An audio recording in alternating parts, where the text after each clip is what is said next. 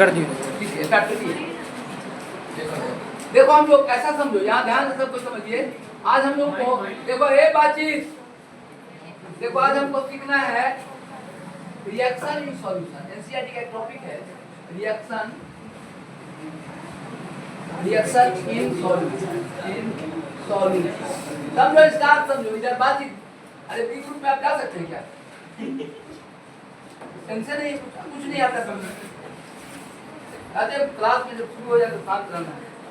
देखो इधर reaction in solution. अब देखो रिएक्शन इन सॉल्यूशन का क्या मतलब? देखो जैसे तुम नमक को AgNO3 तो तुम नहीं देखा, लेकिन नमक तो देखा है। नमक NaCl को हम पानी में घोल देते हैं, यहाँ वाटर और इसमें NaCl घोल देते हैं, तो ये सॉल्यूशन हो गया। रिएक्शन इन सॉल्यूशन, दो सॉल्यूशन के बीच में रिएक्शन, केमिकल रिएक्शन। NaCl को पानी में घोल दिया H2O में, एक घोल बन जाएगा, घुल जाएगा। वैसे ही AgNO3 भी घुल जाता है, AgNO3 भी घुल जाता है। AgNO3 जैसे नमक घुलता है ना, AgNO3 लोग देखा नहीं है, लेकिन पानी जैसा ही घुल जाता है। जब लैब में जाओगे ना तो घुलेगा। लैब में ये सब प्रैक्टिकल हम लोग करते हैं और इसको मिला के बताते हैं, दिखाते हैं। अब देखो दूसरा जाए, इस दोनों को एक बर्तन में हम गिरा दें, तीसरा बर्तन में ऐसे इसको भी इसमें गिरा दें, इसको भी इसमें गिरा दें, तो जब दोनों एक साथ मिलेगा ना तो रिएक्शन चालू। देखो इसका था NaCl, तो रिएक्शन क्या होगा? NaCl है ना, सुना जाए NaCl पानी में और AgNO3 घुल के रिएक्शन कर लेता है। देखो ये Ag और Cl एक साथ मिल जाएगा और बन जाएगा AgCl का व्हाइट प्रेसिपिटेट। क्या आएगा इसका? व्हाइट, तुरंत व्हाइट पीपीटी आएगा और NaNO3 आएगा सर, NaNO3। बातचीत नहीं, सबको ध्यान से। यही रिएक्शन इन सॉल्यूशन। एक सॉल्यूशन में रिएक्शन कैसे होता है? नमक को पानी में घोला, AgNO3 को पानी में घोला। जैसे नमक पानी में घुल जाता है वैसे AgNO3 भी पानी में घुल जाता है और दोनों को एक तीसरा बर्तन में डाल दिया, रिएक्शन चालू तुरंत हो। अरे 1 सेकंड में दही जम जाता है। Very fast reaction, very fast reaction. देखो समय के अनुसार रिएक्शन को जब बांटोगे, रोड रिएक्शन होता है, रोड रेट रिएक्शन होता है, very fast reaction, very fast है। सेकंड पलक झपकते ही रिएक्शन होता है। जैसे तुम मिलाए उल्ला दही पूरा पूरा 1 सेकंड में, very fast reaction, very fast reaction. Reaction 3 तरह का है, फास्ट रिएक्शन, ठीक है, स्लो रिएक्शन, मॉडरेट रिएक्शन, 3 तरह का रिएक्शन। तो देखो यार उतारो रिएक्शन इन सॉल्यूशन, दो रिएक्शन इन सॉल्यूशन। देखो NaCl को पानी में घोले, दोनों को एक बर्तन में रखिए, तो ये दोनों रिएक्शन करके ये बन गया। नोट करो साहब फटाफट, यही पढ़ाना है, रिएक्शन इन सॉल्यूशन।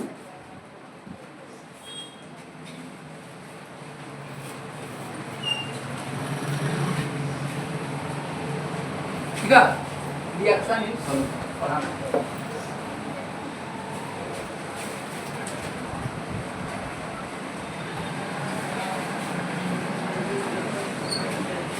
जल्दी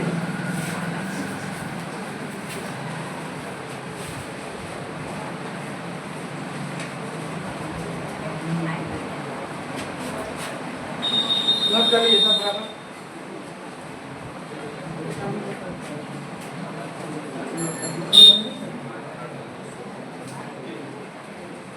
नोट करो सब बढ़िया से, रिएक्शन इन सॉल्यूशन नोट कर लिया। अब आगे बताने जा रहे हैं। देखो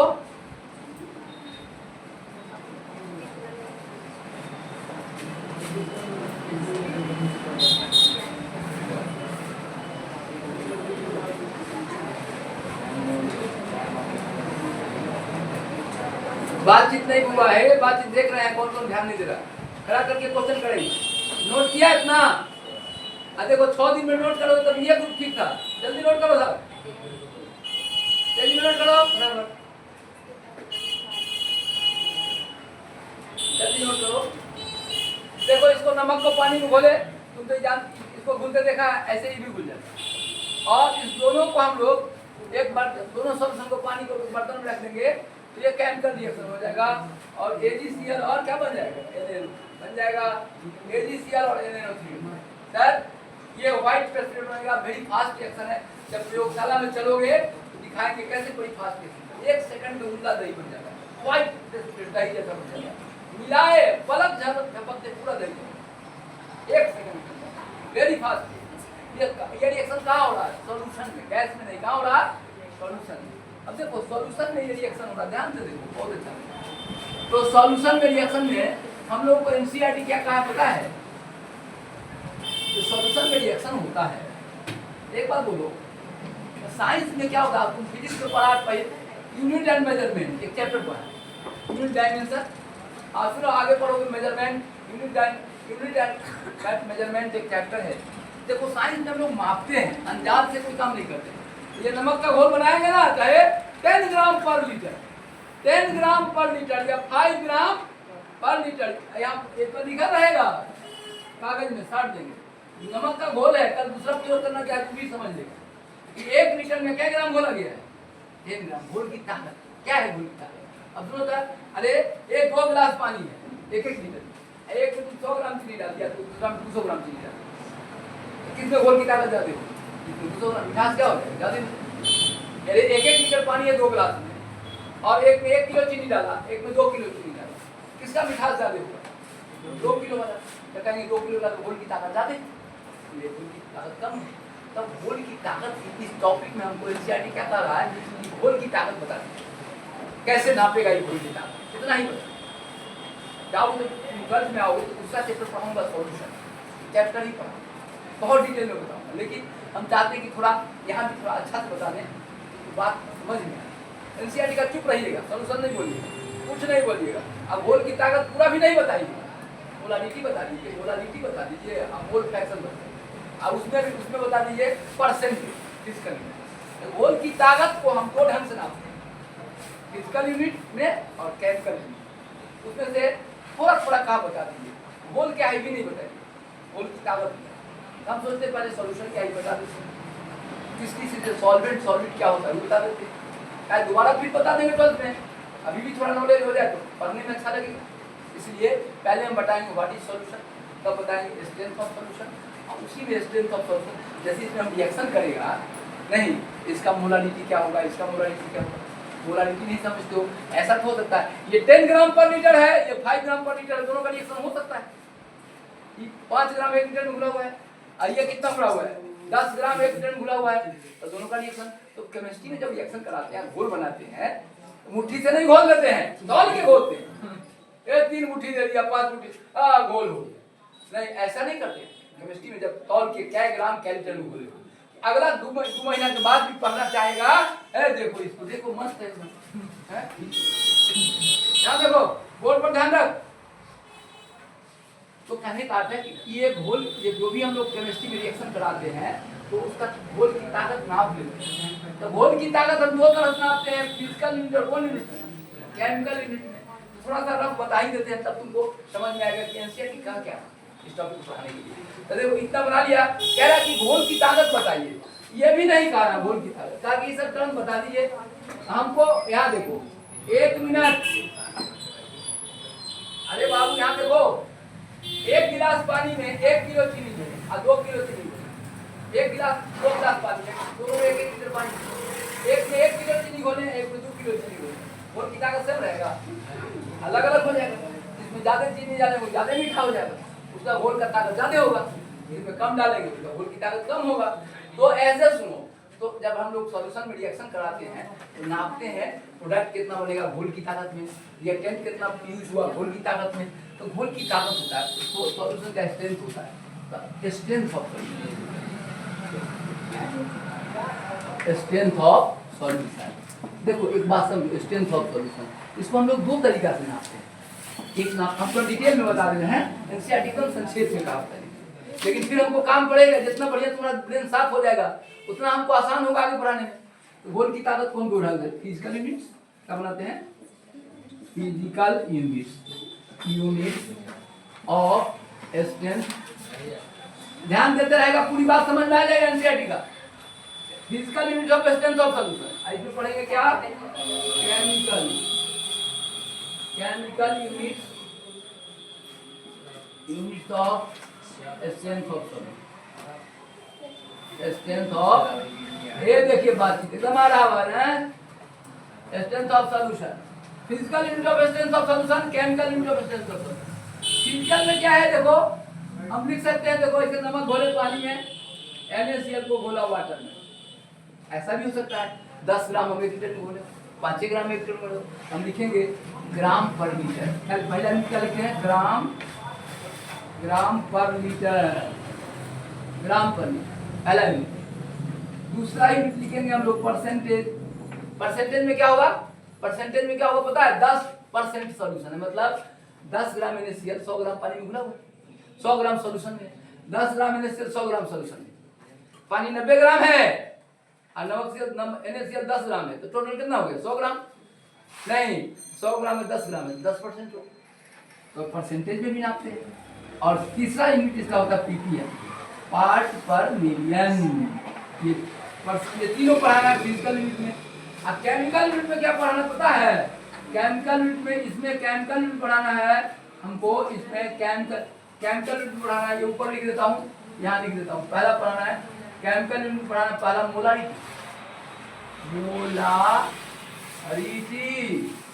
दूसरा है मोलालिटी, तीसरा है मोल फ्रैक्शन, और चौथा क्या बोलो, नॉर्मालिटी, पांचवा होता फॉर्मालिटी। 9th में पढ़ना था कुछ, पढ़ना था कि नहीं, ये सब 9th में पढ़ा है कुछ, नॉर्मालिटी मोलालिटी सब पढ़ा है, नहीं पढ़ा होगा, कोई दिक्कत नहीं है, सब हम पढ़ाएंगे।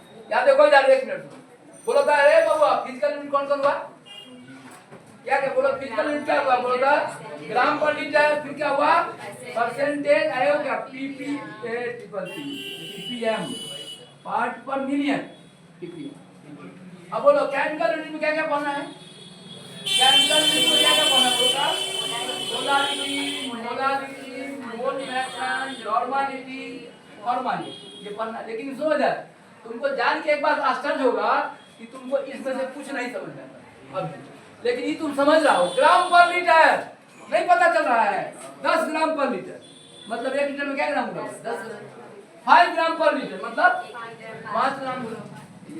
ये इसका यूनिट बच्चा पहले से समझ रहा था। अब बोलता परसेंटेज, 10% NaCl सॉल्यूशन, मतलब 10 ग्राम 100 ग्राम सॉल्यूशन, मतलब ये नहीं हुआ पानी 100 ग्राम नहीं होगा, 90 ग्राम पानी 10 ग्राम NaCl, टोटल कितना हो गया 100, और 100 में 10 ग्राम तो क्या होगा 10% NaCl, समझ आया। अब उसके बाद है ppm, पार्ट पर मिलियन, ये भी बताएंगे। NCERT क्या कर रहा सुनो इस टॉपिक पर, हमको NCERT क्या कहा, अलाउ क्या कर रहा पता है, इसमें से खाली एगो बताइए, कौन, परसेंटेज बताइए, इसमें से तीन को बताइए, मोलारिटी, मोल है। तो देखो हम यही उसको फॉलो करें, NCERT जो कुछ बताता है बड़ी सोच समझ के, ताकि आगे 12th जाएगा तो सीखेगा, आगे सब सीख जाएगा, ये सब भी सीखेगा। तो क्या बोलो, हमको इस टॉपिक में बताना है कि एक रिएक्शन जो सॉल्यूशन में होगा, बच्चे को इसकी जानकारी होनी चाहिए, परसेंटेज का और किसका मोलारिटी का, मोल, इतना बताना, यही टॉपिक है। NCERT की किताब खोलोगे ना तो लिखा हुआ है, लिखा हुआ है क्या, रिएक्शन इन सॉल्यूशन, और नीचे क्या क्या लिख दिया बोलो तो परसेंटेज, आई बोलो तो क्या बोलो तो क्या है परसेंटेज, घोल की ताकत, घोल की क्या है ताकत, स्ट्रेंथ ऑफ सॉल्यूशन, बोलो अरे बुआ यहाँ देखो एक गिलास सुनो, स्ट्रेंथ ऑफ सॉल्यूशन, अभी बताएंगे क्या होता है, टर्म बाय टर्म बातें, सिलेबस समझ में आया।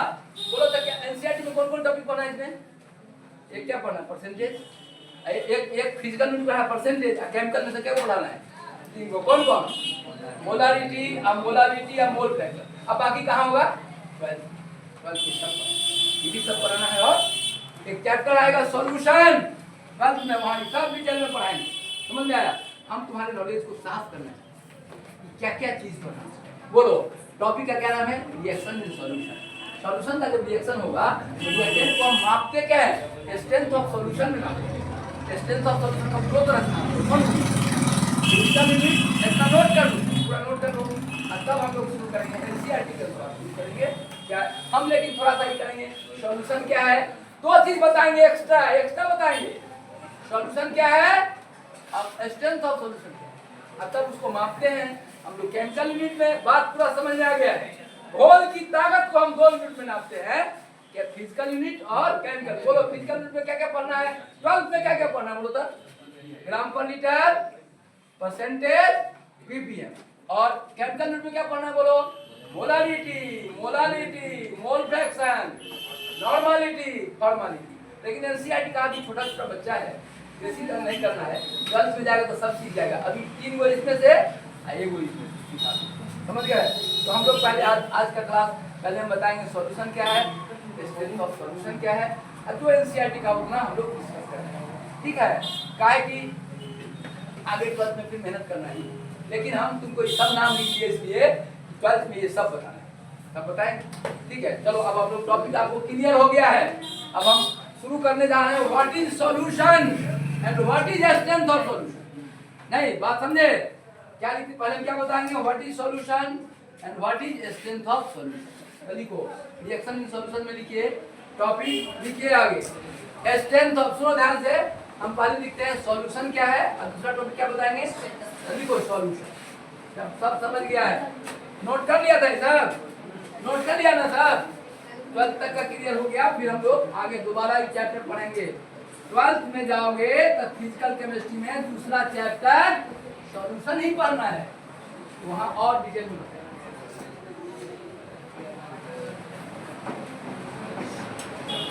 चलो पहले सॉल्यूशन का डेफिनेशन लिख लेते हैं, एक एक टर्म समझाएंगे। सुनो इधर, हमको देखना है एक ग्रुप में कौन रहने लगे।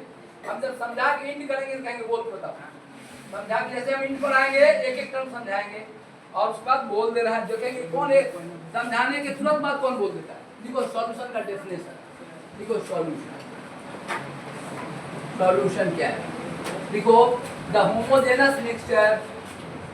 समझाते समझाते याद कर जाना है, ध्यान रखना कि इंड में बोलेंगे, जैसे इंड आएगा बोलेंगे बोलो क्या पता है सॉल्यूशन। तो लिखो द होमोजेनस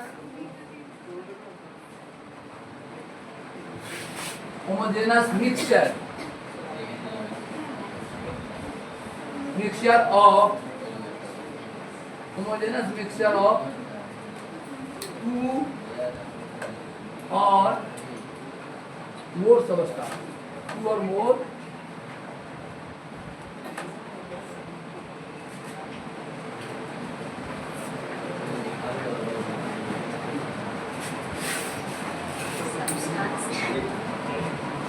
पता है भी, देखो same fail is called solution. ध्यान से देखो, देखो सुनो, 12th में सॉल्यूशन नंबर का बहस होगा। एक चैप्टर का नाम है सॉल्यूशन, फिजिकल केमिस्ट्री में 12th में दूसरा चैप्टर का नाम है सॉल्यूशन। अभी केवल डेफिनेशन बता रहा है और जो एनसीईआरटी अलाउ किया उतना बता रहे हैं, लेकिन बहुत बड़ा बहस होगा इसमें। देखो यार 10-15 क्लास पढ़ाएंगे केवल सॉल्यूशन, 15 क्लास, तब जाके पूरा नॉलेज। याद देखो तो सॉल्यूशन का परिभाषा क्या, देखो हम समझा रहे हैं। द होमोजेनस मिक्सचर, होमोजेनस मतलब सब जगह बराबर।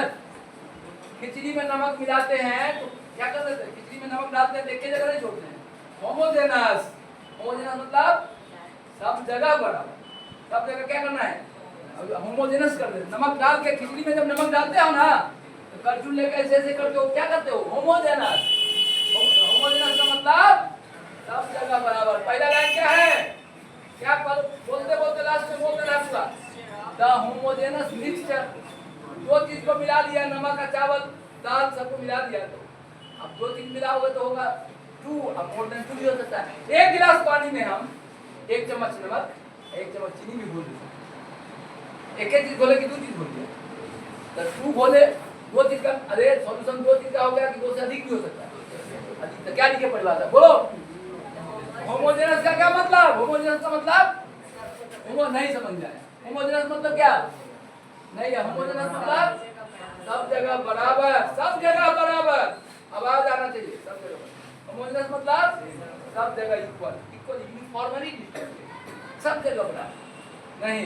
अब मान लो अब यहाँ मान लिया जैसे हम लोग 15 अगस्त को जिले की बांटे, आप मान लीजिए देखो, अब देखो एक आदमी बांटने वाला सबको बहनों को बांट दिया, एक एक हुआ, अपना 4 दोस्त पीछे उसको 3 को बांट, ये होमोजेनस नहीं हुआ। सबको एक एक को मिले तो क्या होगा होमोजेनस, 5-5 मिले तो सबको 5 मार्क्स, तो क्या हो गया होमोजेनस। होमोजेनस का बोलो, होमोजेनस का हिंदी क्या होगा, सब जगह बराबर, यूनिफॉर्मली डिस्ट्रीब्यूटेड। तो क्या हुआ definition, the homogeneous mixture of 2 और more than 2 substance in same phase.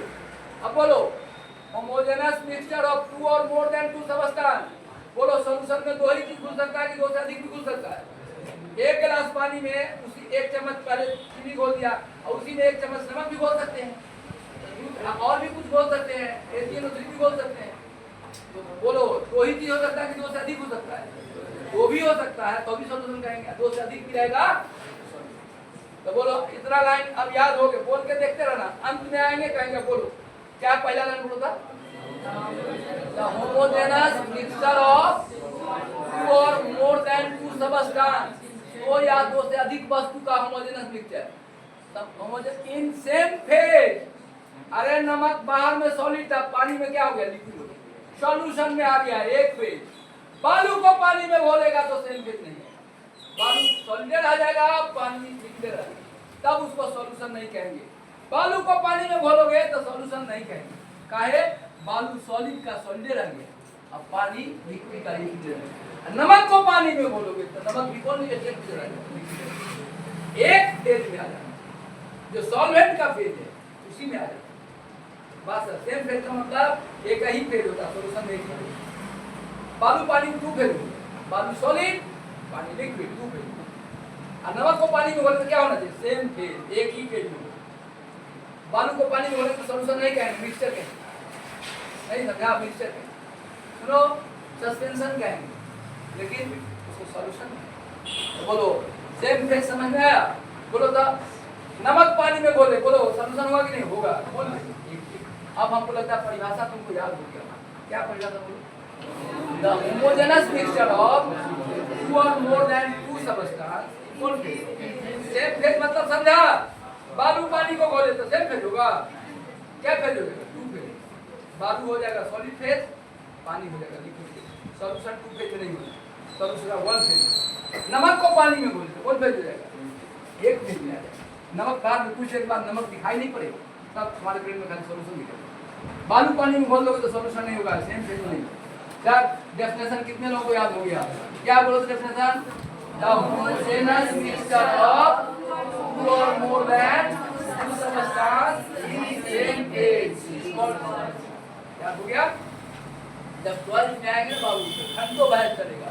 देखो थोड़ा सा झलक दिखा देते हैं इधर सॉल्यूशन कैसे शुरू होता है, देख इधर, यहाँ देखो आगे जब 12 में जाएगा तो यहाँ देख जैसे शुरू करेंगे, देखो इधर 1 गिलास पानी, यहाँ देखो तुरंत समझ में आएगा, 1 गिलास पानी सॉल्वेंट हुआ, आइए दूसरा गिलास पानी, ये देखो ये भी सॉल्वेंट हुआ, और देखो ये पानी है वाटर, इसमें तुम 1 चम्मच नमक डाल दो तो क्या हो गया, वाटर प्लस एनर्जी।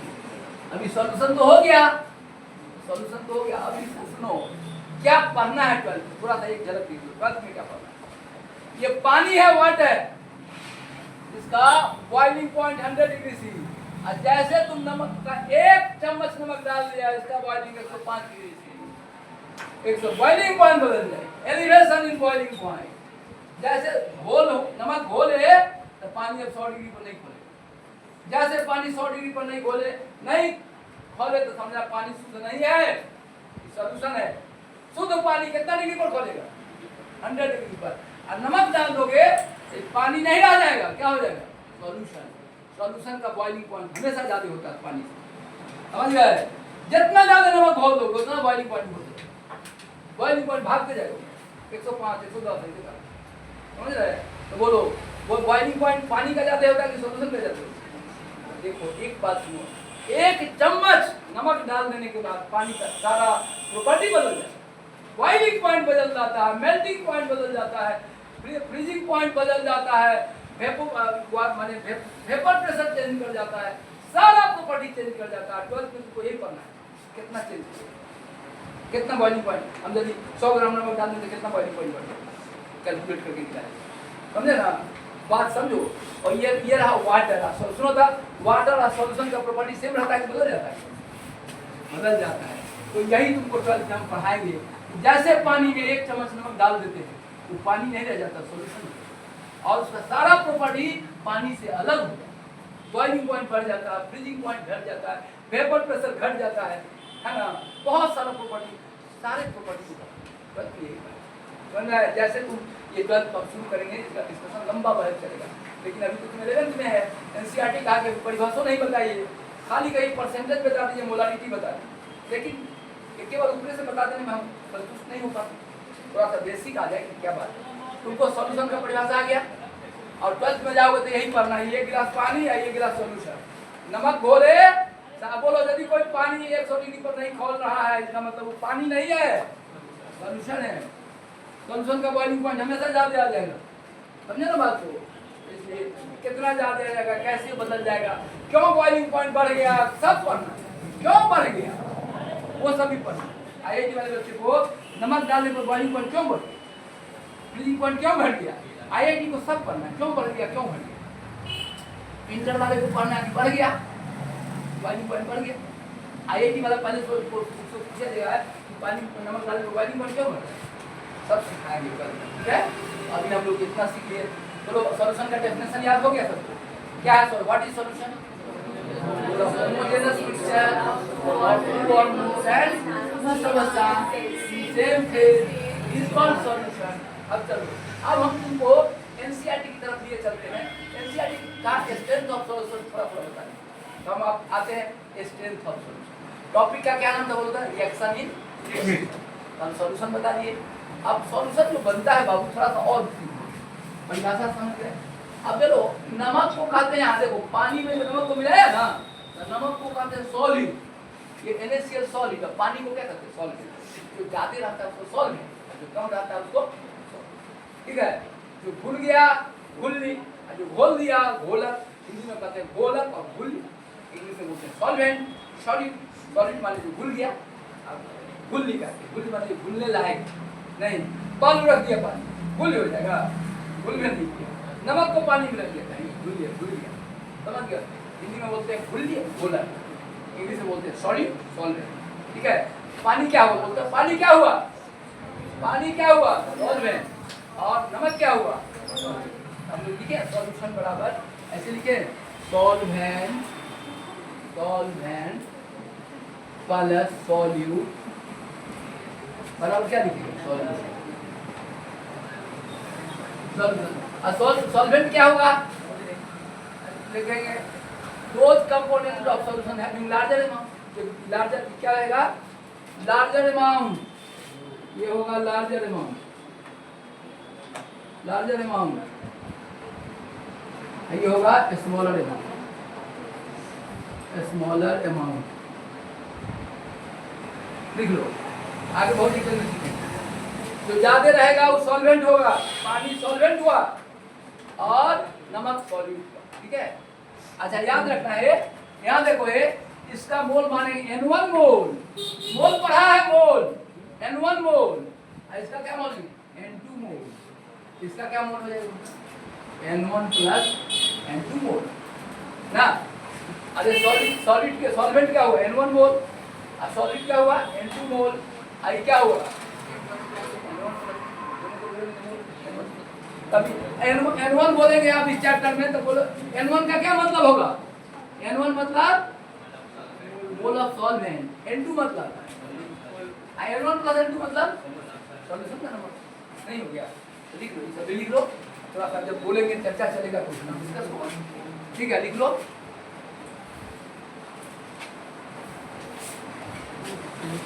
लिख लीजिए साहब, अच्छा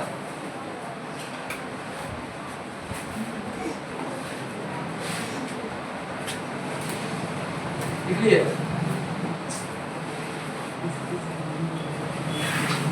जल्दी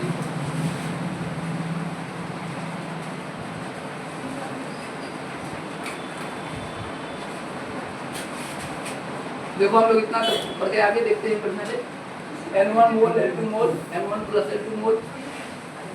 अब आओ एक बात सुनो बाबू, हमको अब चलना है स्ट्रेंथ ऑफ सॉल्यूशन, क्या करना है घोल की ताकत, ठीक है ना, जाओ इसको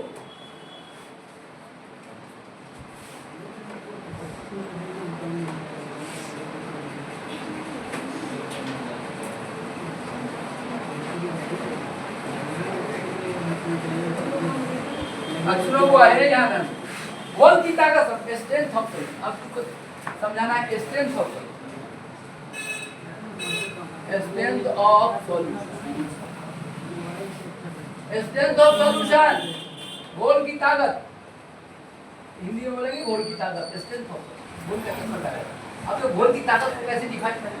अब देखो एक बात, 1 मिनट यहाँ समझिए सर, 2 गिलास पानी है, जैसे इसमें चीनी घोलेंगे पानी नहीं रह जाएगा, क्या हो जाएगा सॉल्यूशन। अब बोलो इसमें जा रहे, इसमें 100 ग्राम, बातचीत नहीं, बहुत ध्यान से देख रहे हैं है ना, 100 ग्राम और यहाँ हो जाएगा मान लो 200 ग्राम NaCl या आप C12H22 C12H22 चीनी डाला। बोलो किस घोल की ताकत ज्यादा, फर्स्ट अभी क्या है सेकंड, बोलो किस घोल की ताकत ज्यादा, सेकंड। 1 लीटर पानी इसमें भी, 1 लीटर पानी इसमें भी, जिसमें ज्यादा सॉलिड होगा मैं उसको बोल। तो तुम्हारे मन में है, यहाँ सुनो, तुम्हारे मन में बैठ गया घोल अमाउंट ऑफ सॉल्यूट ज्यादा होगा तो घोल की ताकत ज्यादा होगा। बात बैठा कि नहीं बैठा, अमाउंट ऑफ सॉल्यूट ज्यादा होगा तो घोल। लेकिन ये गलत कैसे, पानी का वॉल्यूम भी मालूम है। एक आइसो यार इसमें 100 ग्राम चीनी डाले और गंगा जी में 1 बोरा चीनी डाले तो सॉल्यूशन हो गया, यहाँ से कलकत्ता का सॉल्यूशन हो गया। 1 बोरा चीनी डाले, पानी कितना था, पानी का मात्रा पर निर्भर करेगा। 1 बोरा चीनी तुम गंगा जी में डाल दिया, कहा लो सॉल्यूशन हो गया, यहाँ से कलकत्ता तक मीठा लगेगा, मीठा लगेगा नहीं नहीं, पानी कितना अमाउंट में उत्पन्न होगा। 1 लीटर घोल में जो घोल की अमाउंट सॉल्यूट घुला हुआ है दोनों का 1 लीटर है। अब उसमें जिसका ज्यादा होगा घोल की ताकत क्या होगा नहीं, हम लोग लिखेंगे ऐसे 2 ढंग से बोलेंगे, amount of solute present in 1 litre या यूनिट वॉल्यूम ऑफ इकाई वॉल्यूम में किसका ज्यादा। तो देखो सॉल्यूशन गंगा जी में जब 1 बोरा चीनी डाल दोगे तब पानी 1 लीटर निकालेंगे, उसमें कितना हिस्सा पड़ेगा नहीं, 100 ग्राम 1 गिलास में डाले देखेंगे 1 लीटर में कितना। तो बोलो घोल की ताकत का डेफिनेशन क्या होगा, वॉल्यूम भी बोलना पड़ेगा पानी का। 1 लीटर में कितना घुला होगा, 1 बोरा चीनी गंगा नदी में रखेंगे आप तो क्या होगा, सॉल्यूशन बन जाएगा। पूरा कहेंगे चल पीते जाइए, 1 बोरा चीनी डाल दीजिए, 1 बोरा डालने से क्या होगा, पूरा पानी भी तो बहुत है। क्या बोलेंगे, क्या डेफिनेशन है बोलो तो, क्या बोलो स्ट्रेंथ ऑफ सॉल्यूशन क्या होगा, the amount of solute present in unit volume of solute. 1 litre में कितना, ठीक है ठीक है। बोलो घोल की ताकत समझ में आ गया। अच्छा घोल की ताकत केवल सॉलिड पर निर्भर करता है कि सॉल्वेंट पर निर्भर करता है, सॉल्वेंट का अमाउंट पर निर्भर करता है। अरे 10 सुनो, कोई 10 लीटर पानी में 100 ग्राम डाल दिया नहीं, आप 10 लीटर पानी में 100 ग्राम डाल दिया, आप समझ जाए आप 10 लीटर पानी है, 1 लीटर में कर लीजिए 150 ग्राम डाल दिया, तो मिठास पानी पर निर्भर कर, पानी सॉल्वेंट का अमाउंट वॉल्यूम कितना दिया। तो हम लोग ये बोलता कितने लोगों को समझ में आ गया strength of solution, the amount of solute present in per litre solution unit volume of solute. 1 cm cube में 1 लीटर में कितना है ये देखो तो स्ट्रेंथ ऑफ सॉल्यूशन लिखो, टॉपिक लिखो, यही एनसीईआरटी पढ़ाने के लिए हमको कहा है और वो अपनी सांकेतिक भाषा में बोला है, हम उसको डिकोड करके पूरा बता दे रहे हैं। स्ट्रेंथ ऑफ सॉल्यूशन ही पर क्या लिखेंगे, स्ट्रेंथ ऑफ सॉल्यूशन क्या होता है, क्या लिखेंगे, द अमाउंट ऑफ सॉल्यूट लिखो, the amount of solute present in per liter unit volume solution, unit volume. अरे तुम लीटर में बता, मैं सेंटीमीटर भी ले सकता, सीएम क्यूब भी ले सकता, अरे वॉल्यूम का पढ़े ना है, सीएम क्यूब भी ले सकते, लीटर भी ले सकता, मीटर भी ले सकता, unit volume. So the amount of solute present in unit volume of solution is called strength of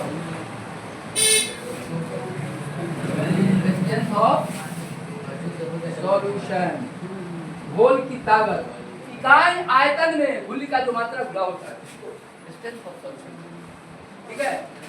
इकाई आयतन में घुली का जो मात्रा घुला रहता है इसको हम लोग स्ट्रेंथ ऑफ सॉल्यूशन। अब देखो घोल की ताकत के नापने के दो तरीके हैं। घोल की ताकत के नापने के दो तरीके हैं बाबू, फिजिकल यूनिट और कौन यूनिट, केमिकल। लिखो मेजरमेंट ऑफ, लिखो measurement of strength of solution, या लिखो units of strength of solution. लिखो एडवर्टाइज को नोट कर लिया सर। घोल की ताकत का डेफिनेशन कितने लोगों को याद हो गया बोलो था? क्या घोल की ताकत बोलता? The amount of solute present in unit volume of solution is called strength of solution. The amount of solute present in unit volume of solution is called strength of solution, is called strength of solution. ठीक है, the amount of solute present in unit volume of solution is called strength of solution. इसको हम लोग strength of solution याद देखिए। अब चलो लिखो तो आप मिटाएं इसको, इतना नोट कर लो।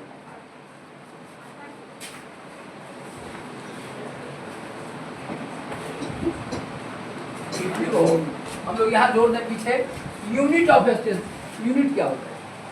Unit of strength of solution दो पार्ट में बांटते हैं। क्या दो पार्ट में बांटते हैं? क्या बांटते हैं बाबू?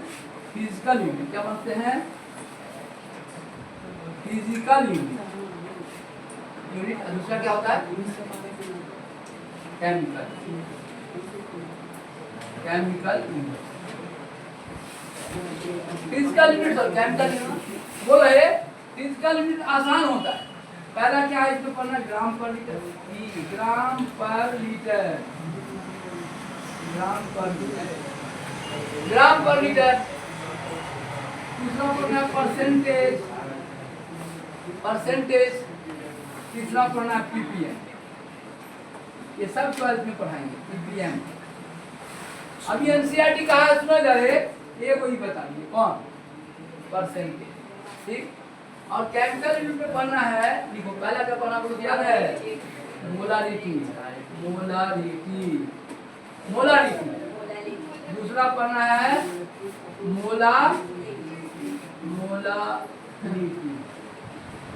मोलारिटी। तीसरा मोल फ्रैक्शन, चौथा नॉर्मलिटी, और पांचवा फॉर्मलिटी। देखो बातचीत चालू है बैक में, सबको सेकंड चल जाएगा, बीच आराम से शांति से बैठिएगा। देखो जल्दी कौन नोट करो, बोलो एनसीईआरटी में हम लोग को क्या क्या अलाउ किया है। देखो जरा बोर्ड पर एक परसेंटेज, ये तीन को कहा पढ़ाइए, मोलारिटी, मोल फ्रैक्शन। ठीक है, मोल फ्रैक्शन। ठीक है, पढ़ाता हूँ फटाफट को।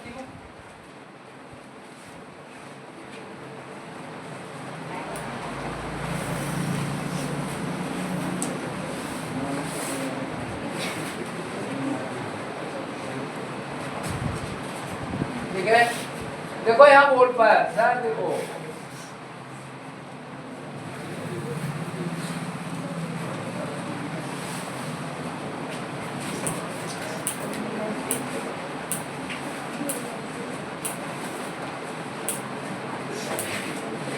अब चलो एक बात, एक पॉइंट है। अब देखो यार, आज हम सबसे आसान टॉपिक है, छोटा टॉपिक है, मोल फ्रैक्शन। वो बताना है, तीन को बताना है, मोलारिटी तीनों एक साथ होगा नहीं, इसमें थोड़ा ज्यादा समय चाहिए। मोल फ्रैक्शन तुम तुरंत समझ। एक टॉपिक हमको तीनों को पढ़ाना है। क्या क्या पढ़ाना है? 12th में सब पढ़ाएंगे। मोल फ्रैक्शन छोटा टॉपिक है, इसी क्लास में सिमट जाएगा, खत्म हो जाएगा, निपट जाएगा। तो सबसे पहले छोटा टॉपिक मोल फ्रैक्शन पढ़ा देते हैं, तो समझ में भी आ जाएगा। देखो कोई चीज समझना चाहिए, समझ गया तो तुम्हारा कैसे समझ। फ्रैक्शन मतलब 1 पर, परसेंटेज मतलब 100 पर, अब पीपीएम मतलब 10⁶ पर। तीनों एक तरह का चीज है। 1 पर निकालोगे तब फ्रैक्शन, 100 पर निकालोगे तब क्या बोलते हैं, कितना परसेंट मार्क है, मतलब क्या 100 में 60 नहीं 60%। तो बोलो 1 पर निकालते हैं क्या बोलते हैं? फ्रैक्शन। 100 पर निकालते हैं तो परसेंटेज, और 10⁶ पर निकालते हैं तो पीपीएम। तीनों एक ही तरह का। अब देखो जैसे सुनो, देखो एक बात सुनो, गौर से ध्यान देना। कभी हम कहते हैं कि स्कूल में 40% गर्ल्स है, इसका क्या मतलब? बॉयज के परसेंटेज 50%, नहीं 40% गर्ल्स है तो बॉयज कितने परसेंट? 60%। तो देखो परसेंटेज केवल गर्ल्स का निकलेगा कि बॉयज का भी निकलेगा? दोनों का निकल सकता है। एक का परसेंटेज मालूम हो तो दूसरा निकल जाएगा। नहीं 40% बॉयज है तो 40% गर्ल है तो बॉयज कितना परसेंट? 60%। समझ रहे बात? तो परसेंटेज कितना पर निकाले बाबू? परसेंटेज कितना पर? 100 पर। एक पर निकालते हैं क्या बोलते हैं? 100 पर निकालते हैं क्या? परसेंटेज। अब पीपीएम क्या होता है? 10 टू पावर 6 पर नहीं, 100 पर 10 टू पावर 2 पर निकालते हैं तो परसेंटेज। परसेंट 10 पावर 2 पर निकालते हैं तो क्या होता है? परसेंटेज। अरे समझो। 10 पावर 6 पर निकालेंगे क्या? तीनों। अब फ्रैक्शन कब कहेंगे?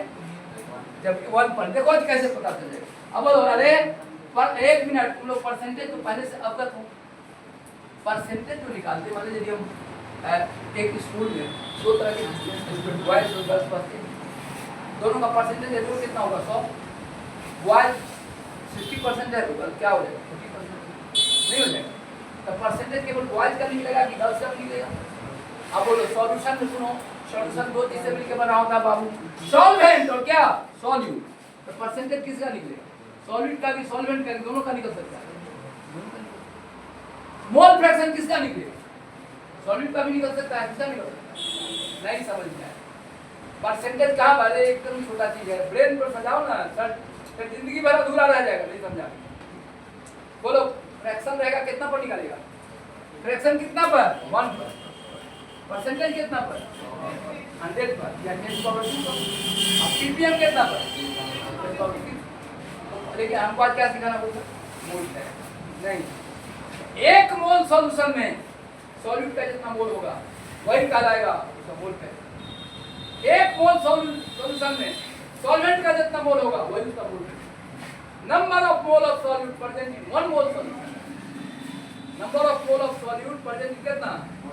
1 मोल सॉल्यूशन कहलाएगा मोल फ्रैक्शन ऑफ सॉल्यूट। अब बोलो अरे 100 स्टूडेंट में जितना गर्ल्स होगा गर्ल्स का परसेंटेज, 100 स्टूडेंट में जितना बॉयज का संख्या होगा बॉयज का परसेंटेज। अब बोलो परसेंटेज 100 पर निकालते हैं, फ्रैक्शन कहाँ पर निकालते हैं?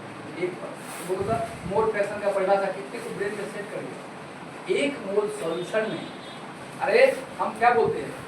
100 गर्ल्स में नहीं बोलते, 100 बॉयज में, 100 स्टूडेंट नहीं, 100 स्टूडेंट में जितना गर्ल्स का परसेंटेज, 100 स्टूडेंट में जितना बॉयज वो क्या होगा? बॉयज का परसेंटेज। जो विद्यार्थी है 100 विद्यार्थी में जितना गर्ल्स है की संख्या हो गर्ल्स का परसेंटेज, और 100 विद्यार्थी में जितना बॉयज का संख्या हो बॉयज का परसेंटेज। वैसे ही 1 मोल सॉल्यूशन में सॉल्यूट का जितना मोल होगा वही मोल फ्रैक्शन है किसका? सॉल्यूट का। 1 मोल सॉल्यूशन में जितना सॉल्वेंट का मोल होगा वही मोल फ्रैक्शन। देखो फार्मूला लिखो मोल फ्रैक्शन, और उसको बहुत अच्छा से डिफाइन करके बताते हैं बाबू। है नहीं समझ में आएगा तो जिंदगी भर अधूरा रह जाएगा। लाइफ साइंस 100% तुम समझ सकता है।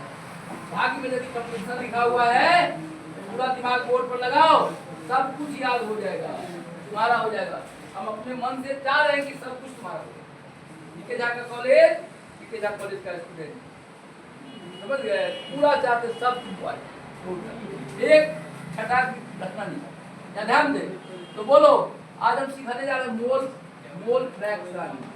मोल फ्रैक्शन, फ्रैक्शन जब भी देगा तो क्या समझेंगे? 1 पर। देखो तुम तुरंत फॉर्मूला निकाल देगा। अरे ये हुआ सॉल्वेंट, सॉल्वेंट, अब प्लस क्या होगा बोलो तो? सॉल्यूट। ठीक है, ये क्या बनेगा? दोनों की मिलाने से क्या बनेगा बोलो तो? सॉल्यूशन।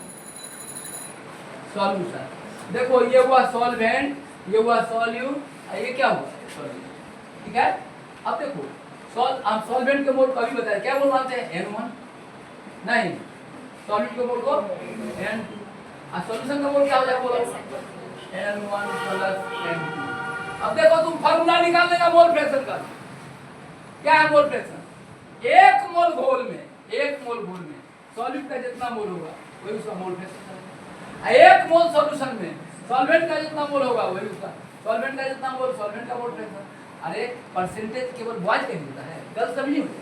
तो बोलो फ्रैक्शन मोल फ्रैक्शन केवल सॉल्यूट, मोल फ्रैक्शन सॉल्वेंट का होगा कि सॉल्यूट का होगा कि दोनों का होगा? दोनों का। परसेंटेज किसका होगा? सॉल्यूट का भी होगा सॉल्वेंट का भी होगा।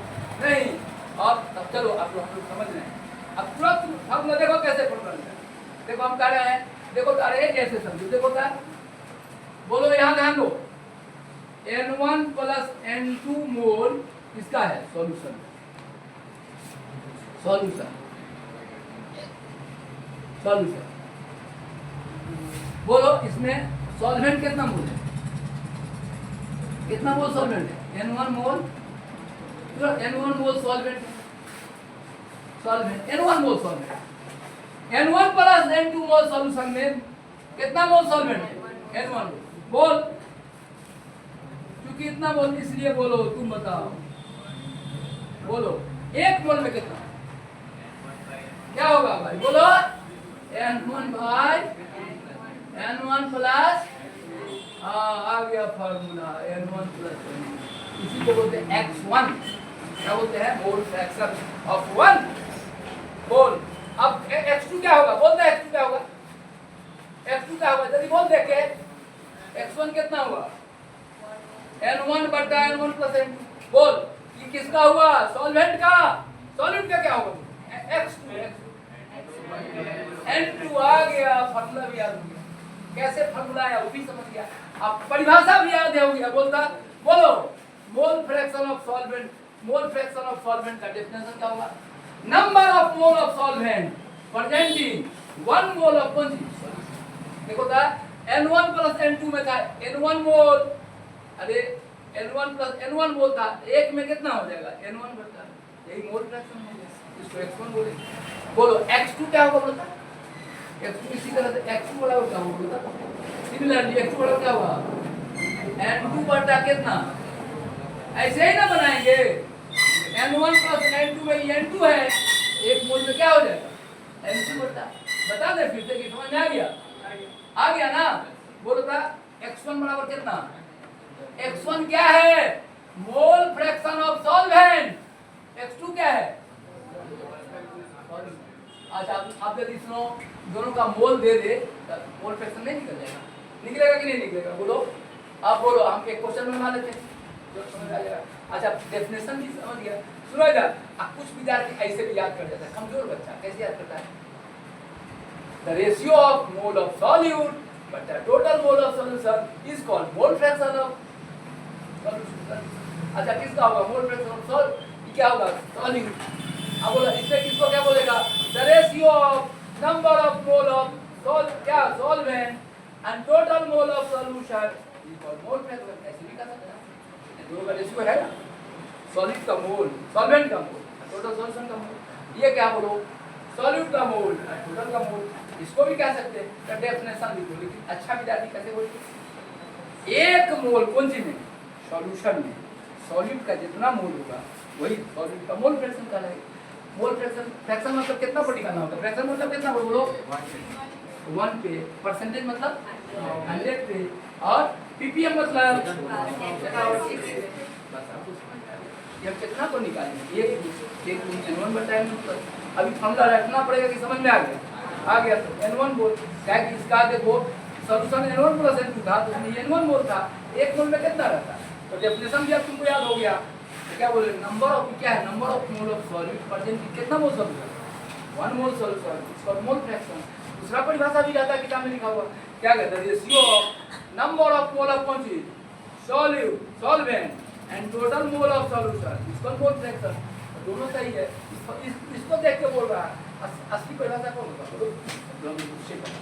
सीधे कब निकाले? इसी से तो दोनों ढंग से लिख लेते हैं। क्या लिखो? द डेफिनेशन, इसका डेफिनेशन पहले लिखेंगे। लिखो मोल फ्रैक्शन ऑफ, लिखो mole fraction of solute, mole fraction of solute किसका है? हुआ है ये किसका? सॉल्वेंट का ना, तो लिखो मोल फ्रैक्शन ऑफ सॉल्वेंट, लिखो mole fraction of solvent, mole fraction of solvent, mole fraction of solvent. Solvent का पहले देते हैं, यहाँ दिया सॉल्वेंट, तो लिखो डेफिनेशन तुम अपने से बोल देगा। देखो the number of mole of solvent, the number of moles of solvent, the number of moles of solvent, the number of moles of solvent present in the number of moles of solvent present in the 1 mole of solution, present in 1 mole of solution, present in 1 mole of solution, ठीक है, हो गया sir आगे, ठीक है, then देखो 1 mole of solution is called 1 mole of solution is called, इसको क्या कहेंगे बोलता, मोल फ्रैक्शन ऑफ सॉल्वेंट, कितना उतारो, जल्दी उतारो, कल इस पर सवाल बताएंगे, कल इस पर न्यूमेरिकल बताएंगे, n1 बटा n1 प्लस n2, आप बोलो था ये किसका 1 रहेगा तो सॉल्वेंट है, 2 रहेगा तो क्या होगा सॉल्यूट, इतना नोट कर ले, इतना नोट इमीडिएट लेना है, एग्जांपल बना लिया था, एक सिमिलरली लिखो, सिमिलरली मोल फ्रैक्शन ऑफ क्या solute, mole fraction, similarly mole fraction of solute x2 बटा n1, x2 बटा n1 plus n2, x2 mole fraction of solute तो क्या होगा x2 बराबर n2 बटा n1, n2 बटा n1 प्लस n2, हो गया n2 बटा n1, ओके। अच्छा सुनो, अरे बाबू तुम लोग तैयार किया जो टॉपिक दिए थे, अभी लिखो नहीं किया, कौन कौन लिखा है टॉपिक, अरे तुम लोग तैयार किया जो टॉपिक दिए थे, कौन नहीं किया, खाली कहा हमको लिया, तैयार किया, कौन टॉपिक, कौन टॉपिक कैसे तैयार किया, याद नहीं, हाँ पढ़ा हाँ बोलो तो व्हाट इज आज क्लास के बाद शुरू करेंगे, उनको कौन टॉपिक दिए थे, बोला भी याद है क्या होता है, आज क्लास के बाद उनको कौन टॉपिक था, हाँ क्लास में याद है क्या है, आज क्लास के बाद हम चलेंगे, ठीक है, क्लास के बाद चेक करेंगे, क्लास